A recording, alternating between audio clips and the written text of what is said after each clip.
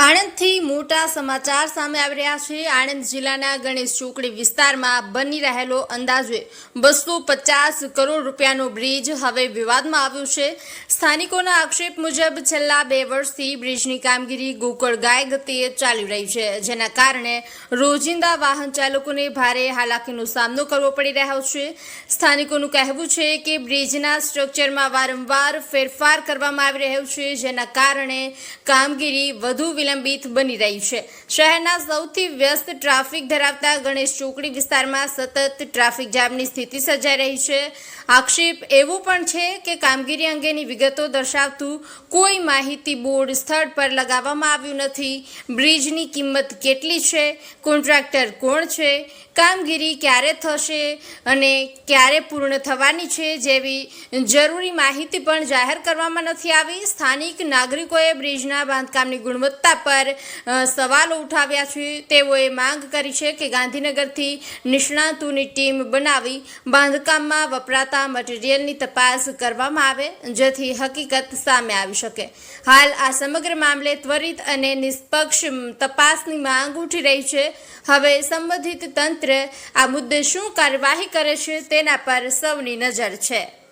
શંકા ઊભી થાય છે પહેલા તો બ્રિજ છે કે નહીં, આ આણંદમાં બ્રિજ બને છે યા પછી કરપ્શન માટેની કોઈ ચેન બને છે, બહુ મોટા સવાલો છે। તમે કરમસદથી જનતા ચોકડીનો બ્રિજ જોયો હશે, ગાડીઓ નીચે પડી જાય છે, 2 ટ્રક સામે જાય તો જવું ક્યાંથી કન્ફ્યુઝન છે, અને બોરસદ ચોકડી બ્રિજ તો ક્યાંથી જવું ક્યાંથી નીકળવું એ જ કન્ફ્યુઝન છે। હવે વાત રહી ગણેશ ચોકડીની, પિલ્લરો ક્યાં છે, 2 વર્ષ થયા, ખબર નથી, ક્યારે કામ પૂરું થશે ખબર નથી। મને એવું લાગે છે કે ક્યાંક કરપ્શનની વહેંચણીમાં ક્યાંક માથાકૂટ છે, એટલે એની ગણતરીમાં સમય લાગી રહ્યો।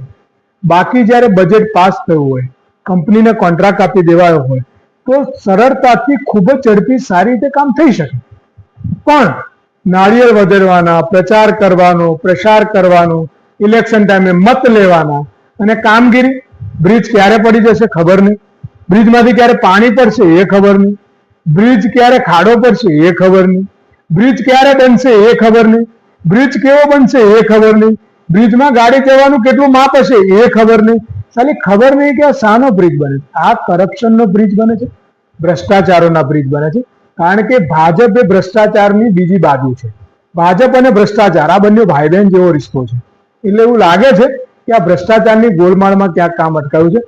બાકી વિકાસ તો વિનાશ બાજુ છે અને ભ્રષ્ટાચાર એ ભાજપના ખોળામાં છે, એટલે ખૂબ દુઃખદ બાબત છે। પ્રજાએ જાગવું પડશે। બાકી ભ્રષ્ટાચાર મુક્ત ભારતની વાતો કરતા આજે પાણીના પાઉચથી લગાઈ, કચરાના ઢગલાથી લગાઈ, બ્રિજથી લગાઈ અને કોઈ જેવી વસ્તુ બાકી નથી, સ્મશાનના લાકડા હોય યા કફન હોય, આ ભાજપ ભ્રષ્ટાચાર ના કરતી।